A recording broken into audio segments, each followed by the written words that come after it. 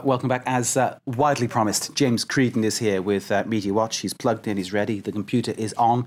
James, I know you've got lots to get on with, so I will be quiet and just say magazines and papers in France may be sounding the death knell for Nicolas Sarkozy's political rule. Surely not. It's pretty incredible this morning, Mark. If he had gone down to his local newsstand over by the Elysee Palace... Or sent his servant. She probably would have done that. I don't think he does that sort of thing, going out for the paper in the morning. They're delivered.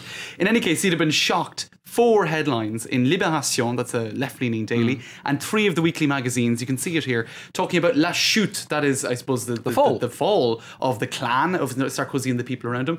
Also speaking about the end of his reign, la fin de règne, and also that was on the front page of Le Nouvel Observateur, more of a left-leaning paper. So across the political spectrum, Le Point being more right-leaning, Le Nouvel Observateur being more left-leaning, they were all saying this is the end. Well, why? Because there have just been scandal after scandal after scandal coming out related to, I suppose, political financing, graft, also illegal wiretapping of journalists. Now, he hasn't been directly linked to any of these scandals yet, you could say, but people in his entourage have been, and it's becoming I suppose, there's such an accumulation of them that people are saying now he basically can't win the election. That was what Laurent Geoffrin, a well-known editorial writer for the Nouvel Observateur, said. As far as anyone can now tell, Sarkozy cannot win the election, but he did say the left could still lose. Now, so I suppose we'll have to wait and see. It's still 7 months ahead. It's a long time in advance to be drawing those sort of conclusions. But it is pretty interesting. And even in this newsroom this evening, I heard people saying that they had spoken to inner circle people in the Sarkozy, I suppose, administration who also think it's gone beyond being retrievable. So a lot of people are saying these scandals, they've just caught up with Sarkozy and he's not going to be able to get out of it. Yes, we've got friends in all sorts of places here, François. Can't believe you and me. And look, so the other issue, of course, is that the Senate has gone to the left for the first time ever. That's the upper house here in France has gone left-wing. And people are saying that's a sign of that things could be changing. And do you know who else got a pretty good feel of it, I suppose, today was the cartoonist for Le Monde, Plantu. He showed this sort of door with trapdoors opening in it, and I think we can have a look at that, and Sarkozy falling through with all sorts of bags of money underneath, which is, I suppose, his interpretation. Hints at the different scandals that are enveloping the Sarkozy reign, as they've been calling it in the magazines you say there. There you go, and a little crown falling off his head too. And you know, he didn't even get any respite in Morocco, Mark. He was all over Morocco because France is selling a TGV system, and that's the high-speed train, for 2 to 3 billion euros. But they're saying on the blogs over there, if we have a look online, they're saying, hey, you know, we don't need a TGV over here. 1/3 of the population has illiteracy issues. There are bigger priorities. And the only reason they're doing this is because Morocco reneged on another deal back in 2007 to buy fighter jets.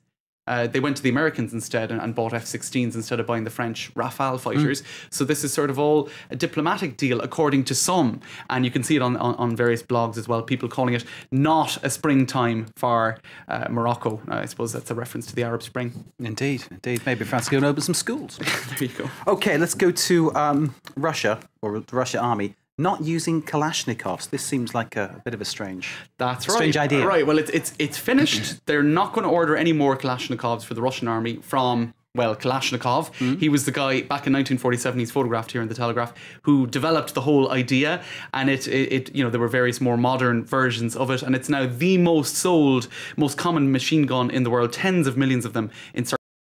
And there are pictures as well, I think, of him receiving I think it's called the Hero of Russia Award not from Vladimir Putin, he'll be back soon, I suppose, but from Mikhail, from Mr. Medvedev last year. So there you go, he was given the award for that. But the thing is, they're going to keep him in the dark over this decision to do away with the Kalashnikov in the Russian army, because at 91 years of age, they're very ironically fearful that the shock could kill him. Oh, poor guy. Poor guy. Well, I suppose the Kalashnikov has been responsible for a lot of deaths as well, so I don't know. Yeah. Actually, not least of all, over in Somalia, and that's where we're going next. This is pretty shocking stuff, I think. It's in, this is actually, Radio Netherlands have put this up. Al Andalus is a radio station in Somalia run by the Islamic militia Al-Shabaab.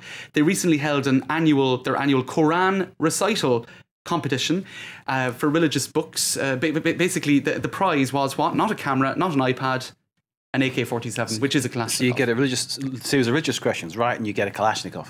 That's right. And the competition was aimed for children between 10 and 17 years of age. Good heavens. So it's pretty appalling stuff. Lots of those Kalashnikovs still circulating. James Creedon there with Media Watch. If it happens online, this guy is chasing it. Thank you, sir.